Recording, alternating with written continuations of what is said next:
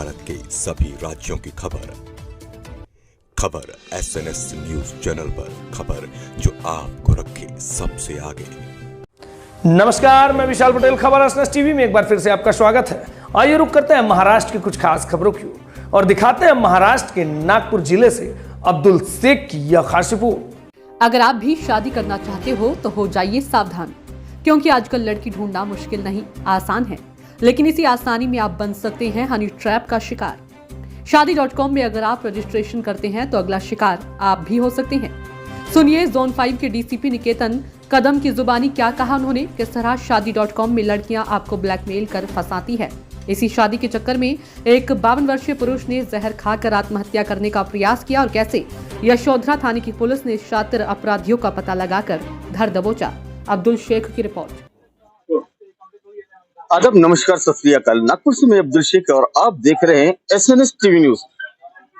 हम आपको एक ऐसी खबर बता रहे हैं, जी हाँ, आप हमारी इस खबर पर गौर कीजिए। यदि आपको जीवन में शादी करने की अगर इच्छा हो तो आप सावधान रहिए और सतर्क रहिए, क्योंकि ज्यादातर लोग आजकल शादियों के लिए शादी.com के अंदर लोगों से कांटेक्ट करते हैं और शादी.com के अंदर जब आप कांटेक्ट करते हैं, वहां रजिस्ट्रेशन कराते हैं, तो वहीं पर आपकी पूरी डिटेल, पूरी अपडेट उस शादी.com में चली जाती है और उसी का फायदा उठाते हुए कुछ शादी.com के अंदर जो काम करने वाली लड़कियां होती है, कोई जेंट्स होते हैं, वो आपका जितना भी बायोडाटा वहां जाता है, आपका मोबाइल नंबर जाता है, उसके आधार पे फिर वहां की लड़कियां, महिला आपको कॉल करती है। कॉल करने के बाद में वो आपको ये कहती है कि मैं आपके साथ में शादी करने के लिए तैयार हूं।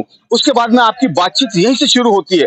बातचीत शुरू होते होते आपको ऐसा झांसे में लेती है कुछ महिलाएं, कुछ लड़कियां, कि आपको फिर वो इधर बुलाएगी, उधर बुलाएगी। उसके बाद में आपको पैसे का ऑफर डालेगी। पहले स्टार्ट में थोड़ा थोड़ा पैसा मांगेगी, उसके बाद में फिर एक्सीडेंट का बहाना होता है, फिर वो पैसा मांगेगी और उसके बाद में कुछ दिन बाद में वो अपना कॉन्टेक्ट बंद कर देती है और वो कहती है कि मैं यहाँ से अब बाहर चली जा रही हूँ। उसके बाद में वही नंबर दूसरी लड़की रिपीट करती है और वो फिर आपको ऐसी बातों में लुभाती है कि मैं आपसे शादी करना चाहती हूँ और फिर आपसे पैसे की डिमांड होती है। तो आप सावधान रहिए, सतर्क रहिए। अगर शादी करना है शादी.com में भी, तो अपनी पूरी जानकारी ना दे। अगर जानकारी दे तो आप इन महिलाओं और लड़कियों के झांसे में ना आए, क्योंकि आप खुद इस झांसे के अंदर फंस सकते हैं। ऐसी ही कुछ खबर निकल के यशोधरा थाने के हद के अंदर निकल के आई है कि 10 से 12 लाख से एक 52 वर्षीय पुरुष को फंसाया गया है। उनसे ऐसी ब्लैकमेलिंग कर करके पैसा लिया गया है।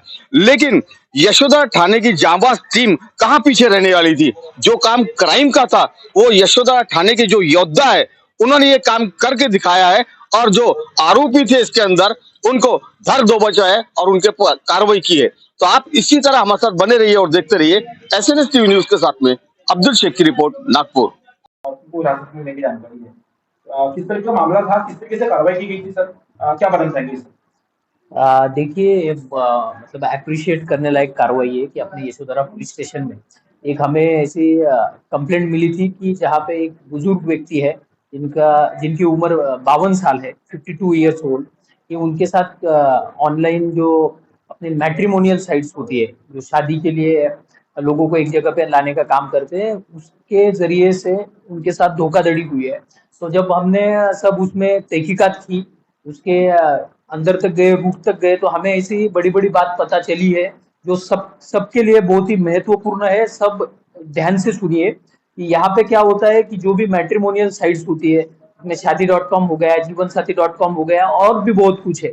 यहाँ पे काम करने वाले जो लोग होते हैं उनके पास जो वहां पे रजिस्टर करता है खुद को, उनका कुछ बेसिक डेटाबेस होता है, उनके नंबर भी होते हैं। तो ये लोग वो नंबर लेके जो रजिस्टर करता है उनको कांटेक्ट करते हैं और उनके साथ बातें शुरू करते हैं कि मैं भी आपके साथ शादी में इंटरेस्टेड हूँ। जनरली ये लड़कियां होती है, उनके साथ बातें करती है, फिर धीरे धीरे उनका विश्वास संपादन करती है और फिर उनको बताते हैं वो कि मेरा एक्सीडेंट हो गया है, नहीं तो फिर मेरे घर का कोई अस्पताल में एडमिट है। ऐसे करके उनसे छोटे छोटे किस्तों में पैसे लेना शुरू करते हैं और फिर एक दिन अचानक से बोलते हैं कि मेरा एक्सीडेंट हो गया है, मैं बहुत ही गंभीर जख्मी हूँ, या फिर मैं विदेश जा रही हूँ। तो वो उनके साथ कांटेक्ट बंद कर देते हैं। लेकिन उनके पास इनका कांटेक्ट नंबर रहता है, तो फिर दूसरा नंबर लेके और दूसरी लड़की के नाम से वही सेम व्यक्ति उनको कांटेक्ट करती है और फिर से ये साइकिल शुरू होती है कि मैं आपके साथ शादी में इंटरेस्टेड हूँ, और ऐसे बहुत सारे कारण बता के उनका फिर से विश्वास संपादित किया जाता है और फिर उनसे धोखाधड़ी करके पैसों की लूट की जाती है। तो मैं सारी तमाम आम जनता से एक विनती रहेगी और आह्वान रहेगा नागपुर कमिश्नरेट की तरफ से कि कोई भी ऐसे धोखाधड़ी के ढांचे में ना आए, किसी भी व्यक्ति पे विश्वास ना रखे, और ये जब आपको पैसों की मांग होती है तो बिल्कुल समझ लीजिए कि ये आपके साथ धोखाधड़ी हो रही है। बिल्कुल किसी को भी, अननोन व्यक्ति को कहीं पे भी पैसे ऑनलाइन ट्रांसफर मत करिए। इसमें देखिए कि अपने जो माननीय सीपी सर है, जॉइंट सीपी मैडम है और एडिशनल सीपी सर है, इनके हमें हमेशा से आदेश रहे हैं कि ऐसी कोई भी कंप्लेंट आए ऑनलाइन फ्रॉड की तो उनपे हमें प्रॉम्प्ट एक्शन लेना है, कि कोई और आके इस पे काम करेगा, इस पे हमें डिपेंडेंट नहीं रहना है। तो उसी हिसाब से हमारी टीम प्रॉम्प्टली एक्शन में आई।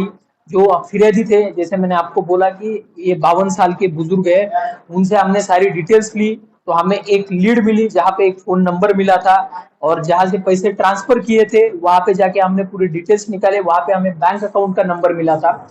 इन सारी चीजों की हमने टेक्निकल डिटेल्स निकाली और उसमें एक लेडी का नाम सामने आया।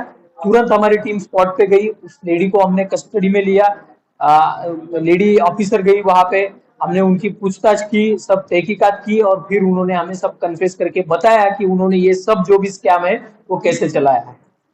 देखो, इसमें अभी तक की जानकारी के अनुसार एक 26 साल की महिला है जो इस सब का मास्टरमाइंड है, जिसने ये सब शुरू किया था, और उसका एक दोस्त है वो भी सामने आ रहा है, 32 साल का युवक है, वो रामटेक से है, वो भी इस तरह स्कैम में था।